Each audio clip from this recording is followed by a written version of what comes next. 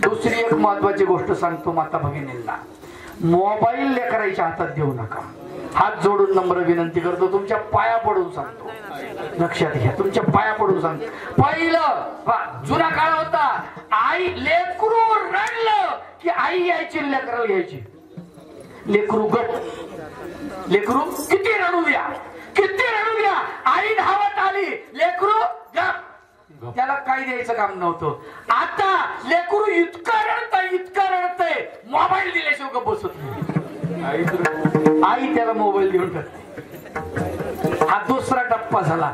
पुढे आता असा टप्पा येणार आहे, तुम्हाला सांगतो, लेकरू रडतच राहील आणि आई मोबाईल पाहिजे बसून. जास्त दूर नाहीये दिवस, फार जवळ आले. आता खेड्यापाड्यामध्ये गल्ली गल्लीमध्ये मोबाईल, ज्याला कळत नाही त्याच्याकडे अँड्रॉइड मोबाईल, ज्याला अक्षर लिहिता येत नाही, जो अक्षर शत्रू त्याच्याकडे अँड्रॉइड मोबाईल. असं करत होते गल्लीमध्ये. चालता चालता कोणाला धडकून काही सांगता येत नाही, पाय नालीत पडला तर मोबाईल बी खाली, ते बी नालीमध्ये. अवघड काम आहे, आलं का लक्षात? फार कठीण काम आहे, याचा विचार करा माय बाप. हो अहो, एक तर तुम्हाला सांगतो, रस्त्यानं चालला असं करत करत मोबाईल वरती स्पर्श असं करत चाललं आणि त्यानं काय केलं, त्याच्या घरावर थाप दिली. घरावर थाप दिली, घरच्या माऊलीनं दार उघडलं, तिच्या हातात बी मोबाईल. आता दोन्ही सारखेच नाही का, अवघड काम आहे. आता असं हा म्हणला चहा मांडा, तिने चहा आणला, पाणी दिलं, याने पाणी पिलं, चहा पिला आणि जे सोफा सेट होतं त्याच्यावर बसलं, मोबाईल पाहत, असं पाहता पाहता झोपलं. तिथंच झोपलं. आणि मग दुसरा माणूस आला थोड्या वेळानं, 1-1.5 तासानं. आल्यानंतर हे उठलं झोपेतून, तोपर्यंत पुन्हा मोबाईल कडे याचं लक्ष, दुसरीकडे अजिबात नाही. ते आलं, आले याला वाटलं आता हे याच्या मोबाईल मध्ये, त्याने आवाज दिला, अरे वा कुणीकडे आले, बसलेल्या माणसाला. लक्षात घ्या बरं का, कोणीकडे आले, यानं पाहिलं, या बसा बसा. अगं चहा मान. ते येणारा म्हणतो, माझ्या घराची बायको माझी आहे. कोणाच्या घरात घुसलो होतो, घरच्या माऊलीलाही माहित नाही, दुसरा माणूस आलाय म्हणून. इतकं अवघड काम झालेलं आहे. गोपाला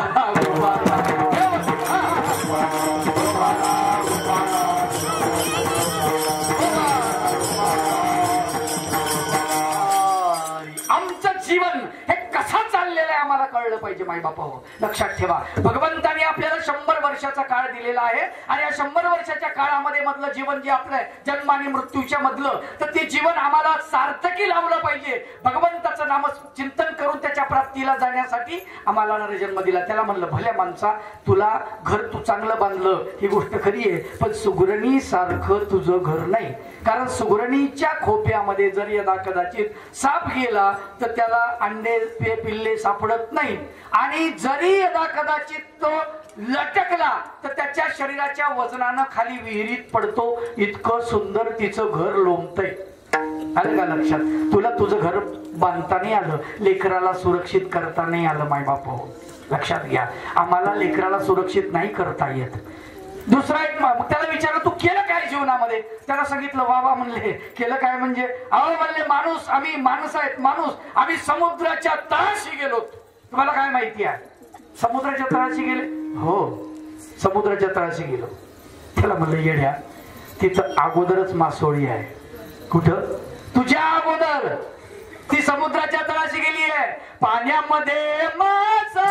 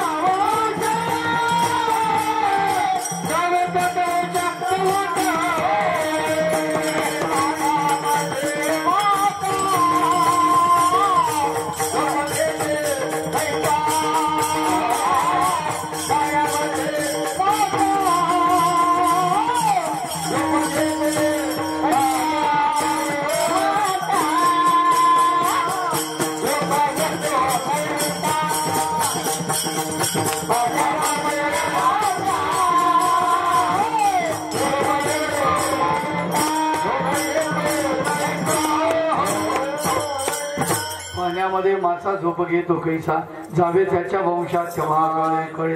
लक्षात घ्या त्याच्यामध्ये झोप कसा घेतो पा. मासोळीच्या ठिकाणी तिलाही ऑक्सिजन लागतं. लक्षात घ्या भगवंतानं काही यंत्र बसवले असेल, पाणी ते आतमध्ये घेतं आणि त्याच्या आतमध्ये कल्ल्याच्या माध्यमातून दोन्हीकडून ते पाणी बाजूला टाकतं, ऑक्सिजन आतमध्ये घेतं आणि बाजूला हायड्रोजन सोडतो. कमाल आहे की नाही. पाण्याचं विघटन कसं करतो. देवानं काय बनवलं त्याच्या इथे गळ्यामध्ये, त्याला आतमध्ये ऑक्सिजन वर यावं लागत नाही. बुडबुडे निघतात ना, तर ते बुडबुडे जे असतात ते हायड्रोजनचे बुडबुडे असतात. मग त्याच्यामध्ये झोप कसा घेतो नाही का. विचार म्हणजे मासोळी अगोदर गेली भल्या माणसा तुझ्या अगोदर. तू काय केलं जीवनामध्ये येऊन. त्यानं सांगितलं मी आकाशात उडी मारली, बघा आकाशात भरारी चालू आहे. अरे तुझ्या अगोदर घार आहे तिथे. घार फिरे आकाशे लक्ष तिचे पिलाबाचे. तू काय केलंस. तो म्हणाला मी चांगलं गायन करतो, हा सुंदर गायन करतो.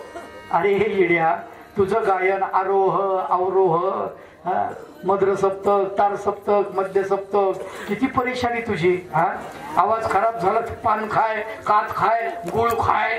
किती अवघड काम आहे. गुळाची ढेप खातो का. अवघड काम आहे. परंतु कोकिळाचा आवाज बघ. कोकिळा मंजुळ गातासे वाणी, शिकविता धनी वेगळाचे. कसा आवाज आहे तिचा. भगवंतानं कसं बनवलंय. ती गाते रे. तू काय गातोस, काय गर्व करतोस भल्या माणसा. तू मनुष्य जन्मामध्ये येऊन काय केलंस हे मला सांग. तो म्हणाला मी जन्म दिला, माझ्या मुलांना जन्म दिला. अरे तुझ्या मुलांना तू जन्म दिला, तुझ्यापेक्षा जनावरांनी त्यांनी त्यांच्या बाळांना जन्म दिला. याच्यासाठी तू मनुष्य जन्म भेटला का तुला. मग कुत्रे जन्म देतात, डुकरही जन्म देतात, कोंबडे नाही देतात ना जन्म. मुर्गी के पूत घने आगे पीछे ठाक, चिल्ली ले गए बिल्ली ले गए हो गए बाटाबा. काय उपयोग आहे नाही का. जन्म तू दिलास याला काय. एकाच जन्म दे, एकाच पुत्राला जन्म दे. छत्रपती शिवाजी महाराज असा पुत्र असला पाहिजे. असा पुत्र दे गोता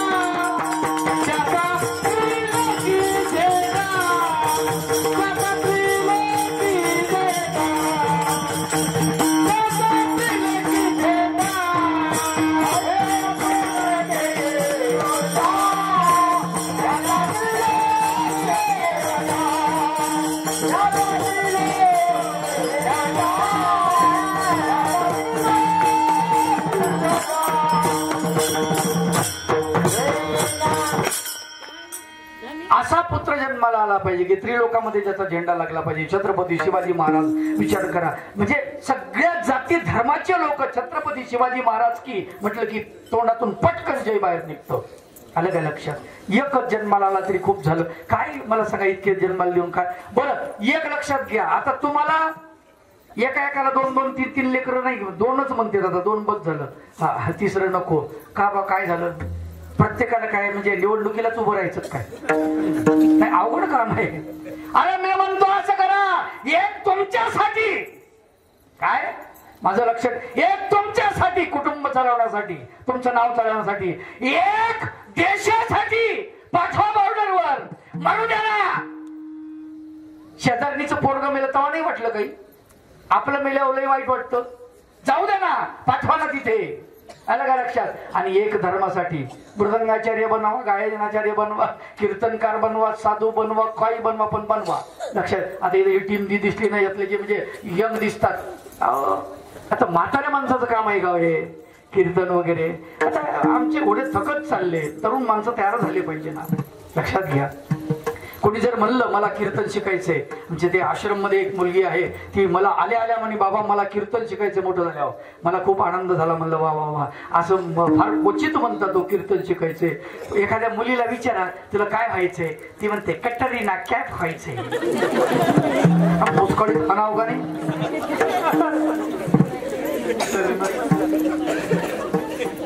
तिच्या आईला विचारले काय म्हणती. बाबा लय नाचती सुंदर. तुला नाचवण. लक्षात घे. ज्या दिवशी ती नाचत नाचत निघून गेली ना त्या दिवशी म्हणू नको बाबा वाईट झालं म्हणून. लक्षात ठेवा.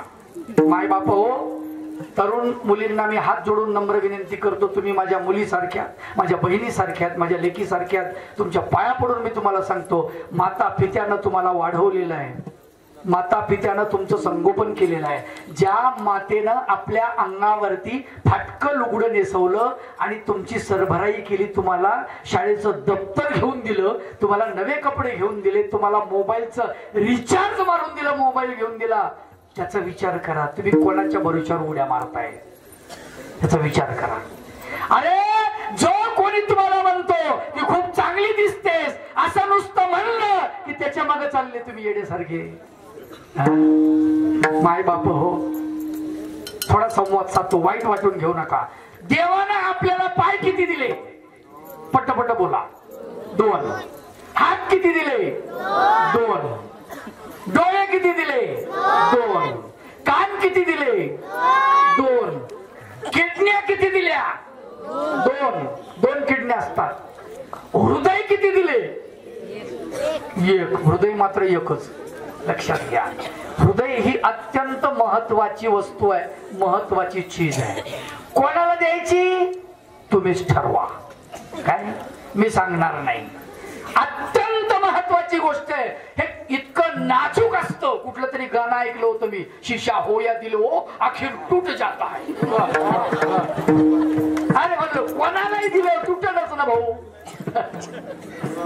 तुटणाऱ्या माणसाकडे तुला ज्याचा भरोसा नाही त्याला दिलं, तुटलंच ना, ते तुटलंच ना, नाही का.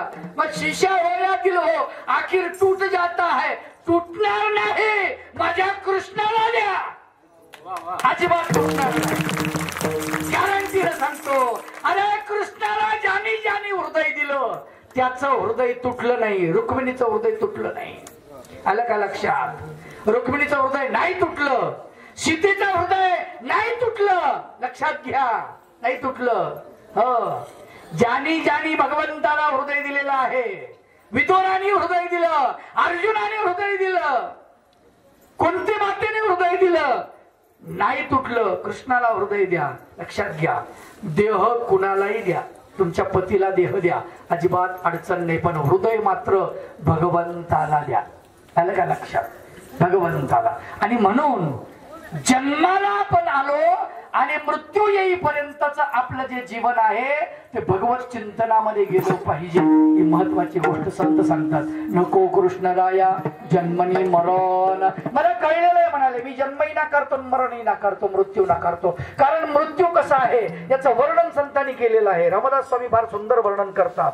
मृत्यू न मने क्रूर, मृत्यू न मने शूर, मृत्यू न मने संग्राम शूर समरांगणी, मृत्यू न मने की कोपी, मृत्यू न मने की उग्र रूपी महाखळ, मृत्यू न मने आद्य, मृत्यू न मने बलाढ्य, मृत्यू न मने धनाढ्य सर्व गुणे. मृत्यू असं काही मानत नाही. प्रत्येकाला मरावं लागतं. आम्ही मरणार, तुम्ही मरणार, सगळेच मरणार.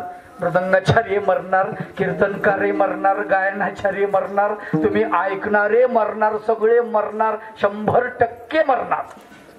आलं का लक्षात?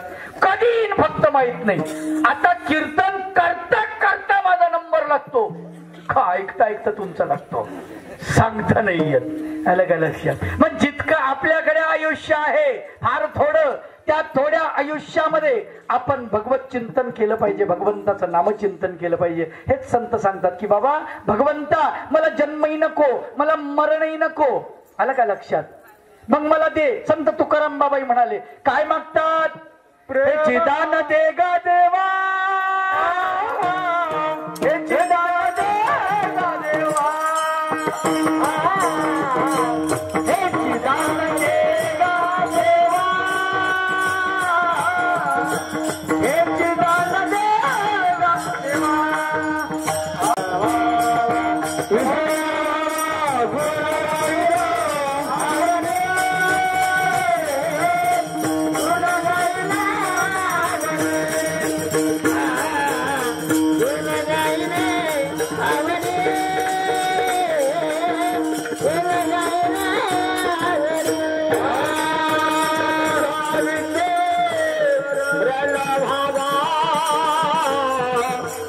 विसरल भावा, विसरल भावा.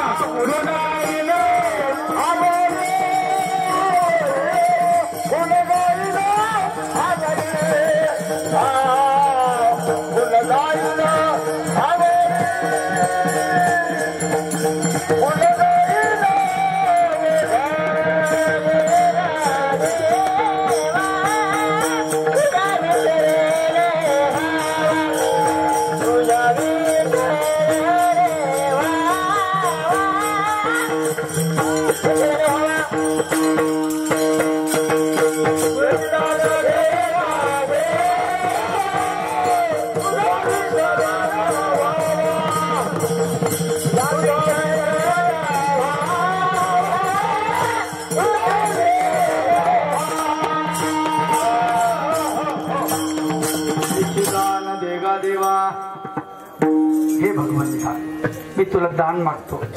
काय मागतो? तुझा विसरण व्हावा, गुण गायेन आवड. भगवंता तुझं मी गुण गाईन, हीच माझी जोडी आहे. दुसरं काही मला मागणं नाहीये. माझं संत मागणी करतात, संत तुकाराम बाबाई मागणी करतात. तर तुझे गुण गाण्याचे, भगवंताचं गुण गाण्याची मागणी, तुझं गुण मी चोळत असतो आपण. आणि सकाळी डोळे चोळत काकडा नाही, मानभाव बनती असेल तर डोळे चोळत पूजा सर सकाळी सकाळी नाही का. भगवंताची आराधना सकाळी. काय झालं झोपीमध्येच? अवघड का? आवडी नाही ना ती. आवडी असेल तर त्या शब्दामधून एक सामर्थ्य बाहेर पडतं, एक गोडवा बाहेर पडतो, खूप छान वाटते. प्रातःकाळी आठवा श्री चक्रपाणी, देईल प्रेम तिन्ही दोष नासोनी. प्रातःकाळी भगवंताची जर आराधना करायची फार छान वाटतं नाही का. उठा उठा चक्रपाणी, उठा वनमाळी, तुम्ही उठा वनमाळी. अरुण उदय झाला, प्रकाश पडला भूतळी. अरुण उदय झाला, प्रकाश पडला भूतळी. उठा उठा चक्रपाणी,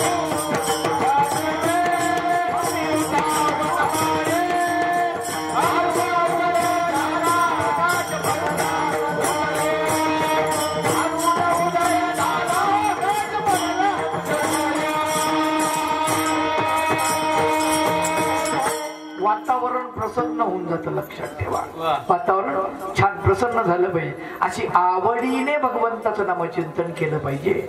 आलं का लक्षात? संत सांगतात, हे भगवंत मला काही नको, जन्मही नको, मरण नको. नको कृष्णराया जन्मनी मरण, मनोनी शरण आलो तुम्हा. तुम्हाला शरण आलो, तुमचं सर्वस्वी नामचिंतन करत, तुमचे गुणगान करत मी तुमच्या चरणावरती विसावा घेईन. मला दुसरं काही नको. भगवंता द्यायचं असेल आणि तुमची देण्याची इच्छा असेल, उत्कट इच्छा असेल आणि तुमचं वाया जात असेल देणं,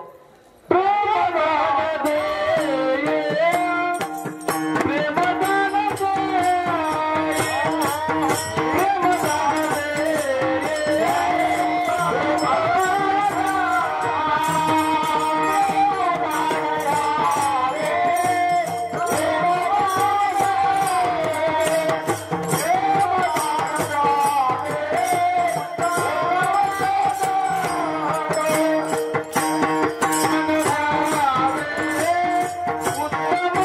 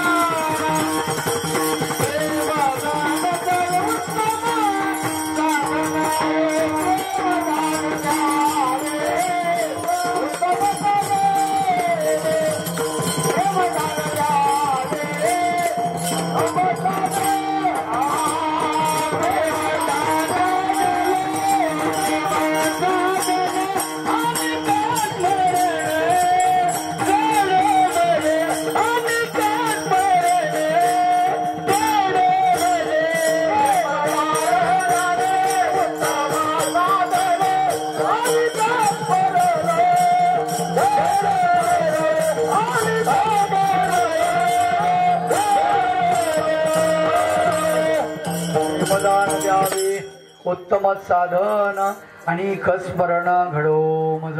हे भगवंता तुम्हाला द्यायचं असेल तर प्रेमदान द्या. जे उत्तम साधन आहे ते मला द्या. याचा अर्थ कनिष्ठ साधन एक आहे आणि त्याला ज्ञानाचं दान असं म्हणतात. तर हे ज्ञान मला नकोय. का नकोय तर ज्ञानामध्ये अहंकार येतो आणि म्हणून मला ज्ञान नकोय. प्रेमामध्ये अहंकार येत नाही. प्रेमदान द्या, प्रेमामध्ये अहंकार नाही. दानामध्ये मात्र अहंकार आहे. पण ज्ञानानं कळतं, ही महत्वाची गोष्ट आहे, तितकीच लक्षात ठेवा. पण प्रेमदान देता देता ज्ञानदान द्या. आलं का लक्षात? तसं नुसतं ज्ञानाचं दान देऊ नका. कोरडं ज्ञान मला नको. संत एकनाथ बाबा सुद्धा वर्णन करतात, भक्ती प्रेमाविन ज्ञान नको देवा, अभिमान नित्य नवातया माझी.